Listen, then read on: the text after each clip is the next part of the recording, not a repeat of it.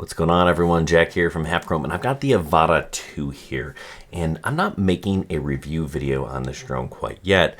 What I want to talk about are 10 things that I think could make this drone even better. So hopefully DJI is watching, and if you agree with me, tag them and send them this video. Let's make some of these things happen. I think some of these can be updates via firmware, and some of them might just have to wait to the Avata 3, but these are things that I think are probably fairly easy to do in a lot of cases and would make this an even better drone. Now, I do really like the Avata 2. I think the original Avata might be one of my favorite drones to fly. It's so versatile. I love chasing things with it. I love FPV, and the picture on the original was pretty awesome. Now, the one coming out of this, the camera here is much improved, but we're not talking about the things that make this thing better than the original. We're talking about how can we make this even better? So DJI, pay attention. And it all starts with this thing, this motion controller. Now, this is fun, it's intuitive, I do enjoy it, but I don't want it. I don't want to fly with this. I don't have the precision with it. Why wasn't this an option? Why didn't I have an RC,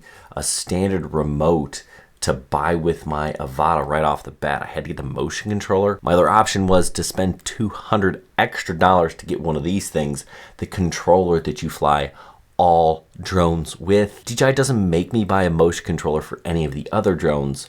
Why do I have to fly it with a drone that requires more precision to fly?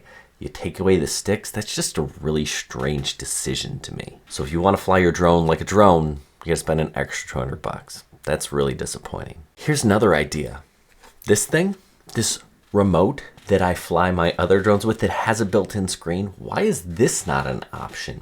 Some people don't like flying inside of goggles, and a screen is another option. While I do think these new goggles fit a little bit better than the originals, some people just aren't comfortable with these on their face. So why not give them the option to fly without goggles? I believe this thing is compatible. I just flew my Mini 4 with this remote and these goggles, and then I switched it to the motion controller just to give that another try, but I kind of prefer this combo. So why is that not an option? I can use the screen, I can switch to the goggles, give people that option, make this compatible with the Avata 2 as well. And then maybe I don't even need the goggles. I can just fly using the screen. And that also allows me to be compliant with FAA rules. I'm supposed to have line of sight. Now I've got those goggles on my face, it's not working. Yeah, I know, we've got these super useful cameras in here. They're so narrow. I mean, great idea, but not great implementation perhaps. So DJI, make it compatible with this, give us line of sight compliance, allow those people to get nauseous under the goggles, another option. Let's go, you can do it. So another thing that's really interesting, I could buy this drone by itself for $469. That's awesome, right? That's a great deal. That's cheaper than the original Avata. But if I do, I can't fly it. I can't fly it with this old remote. I can't fly with my goggles 2 or my goggles Integra. It's only compatible with these new things that come in this new package for $1,200. Why would you do that? Why do I offer that drone as a standalone, but it doesn't stand alone? You have to buy these things. I guess if you crash it, sure. I'm guessing that DJI will make some of these older components compatible. Maybe they won't work quite as well, but I would take that. I would take a small loss in range for the ability to not have to spend a whole lot of money to get these components that I don't maybe necessarily need. Now, they're nice, they're upgrades for sure, but why not throw a bone to the people that have already invested in your ecosystem and not make them continue to buy new things? Listen, I get it from a business standpoint. DJI needs to make money in order to continue to produce these drones, so I don't really begrudge them for that too much. It's just a little bit frustrating for those people that are loyal DJI customers. They kind of feel like they got the shaft because they can't use their stuff. They bought all the new stuff, and then sometime later, all that stuff is going to be released. I don't know, maybe we could sell it, recoup some money, who knows, but just a little bit frustrating. Okay, one of my favorite features on the Avata and the Avata 2 is the ability to head track. As I move my head up and down, the gimbal moves up and down. I can spin the drone around, and it's great. It's a fantastic feature, but it only works with this motion controller. So I have to be flying with this motion controller. So I have less ability to do very specific movements and precise motions, but I get the head tracking. So it's nice, but I would love head tracking with my standard remote. Or hey, why not use this thing? Motion tracking with either of these. that would be awesome. Also, easy acro is really cool. Great for people who don't fly full manual. And you really just kind of use this dial to set it up, flip it with this little thumb switch. Hey, again, make it work on one of these remotes. That'd be cool. One of the things that really set DJI drones apart are the really nice flight modes, the quick shots, things that just kind of automate some of those motions, the dronies, the up and aways, the orbits. Why doesn't this have any, right? I know it has that easy acro, I can do flips and rolls and those are fun, but why can't I do a rocket or a droney or an orbit with this thing that has GPS? I think that would work. You know what I would really love is some sort of tracking or assisted tracking mode. Wow, would that be awesome? Wow, that would be a game changer. That would make this incredible. Okay, so let's talk about these goggles. Now, yes, I like them. They are improved. This new forehead piece does kind of allow it for a better fit, I think, for most people. But let's talk about what I don't like. And those are these cameras. They're so narrow, right? And maybe that's just so I can see my drone out in the distance. I click a button, either here I tap twice or on the little remote, and it allows me to see through, but I don't feel like it works incredibly well. Also, this hinge is really nice, and it does allow for a really nice fit here, but what it doesn't do, and I really wish it would, is just kind of allow me to push these up and kind of rest so that I can actually see and then fold them down. I think that would have been a much more usable way to kind of see the environment around me. And I think that's just a different hinge up here.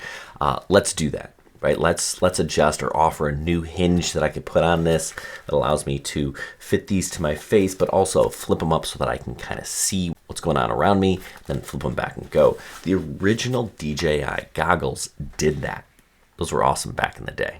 Now my next rep is another one, and it has to do with the app that this drone uses. Now you don't really need to go into the app other than to activate the drone, but it does give you a view of what's going on, which is great, and you can stream it wirelessly, which is even better. But what you can't do is adjust some of those parameters, camera settings and things inside the app.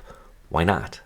I can do that with all my other drones. I don't necessarily want to do in the goggles. I do like this new AR feature where you can kind of use this as a pointer and click on things, and that is nicer. But I'd rather just take these off my face rather than use these dials or the remote to set up my camera settings. I wish I could do it on my phone before the drone got off the ground. That would be really nice. Okay, so let's talk about the design. Now, this is a much better design than the original. So kudos to DJI for making it better, lower center of gravity, a little bit wider, but I think we missed the boat. We missed an opportunity.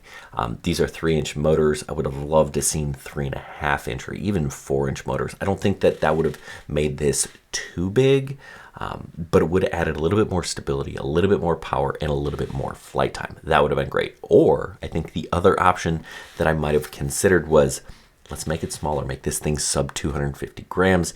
That just opens up a whole nother doorway for people. If this drone was under 250 grams, that would have been really cool as well. Either of those options, I think, would have been a slight upgrade over what we did. Now, what we did here is definitely an upgrade over the original, so that's awesome, but I just would have loved a little bit more performance or a little bit smaller.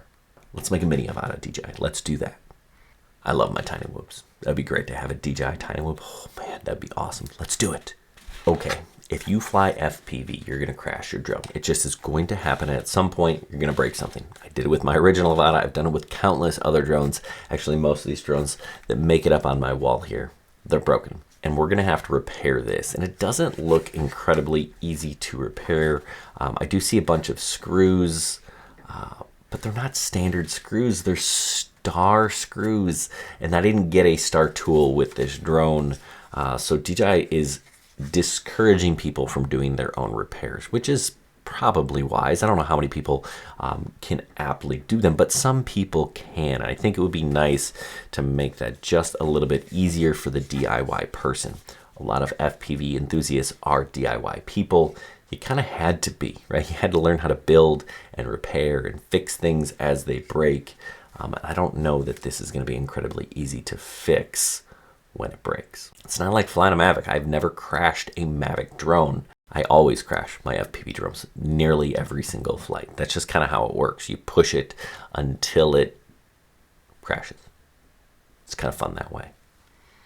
I get it, this lives somewhere in between, but Yeah, just the ability for us to modify or adapt or repair this in an easier way would be just a little bit better. So what do you think? Am I off base? Did I miss anything? Is there anything you think DJI could do better, right? Let me know, let them know, send this to them, send them your thoughts. Let's make this better. It's great, I love it. I think it can be even better with a few tweaks to the firmware. And you know what? As they're already probably working on the Avata 3, let's tell them what we want that one to be as well. I will have more Avata videos coming out. I love using this thing to chase objects, people, e-bikes, things like that. So it's going to be featured in a lot of my videos. So make sure you subscribe to the channel so you don't miss that stuff. Also, if you want to become a Part 107 pilot, I've got lots of information on that, plenty of videos, and a whole lot more in for my Patreons. Now, it's not all gloom and doom. I've got a video on the 10 things that I really do like about this drone. What did DJI get right? I'm not just ragging on them. They did a lot of good things with this. This is a much improved drone. So check out the video description for that video as well. Anyway, I hope this was helpful. Good luck, everyone, and happy flying.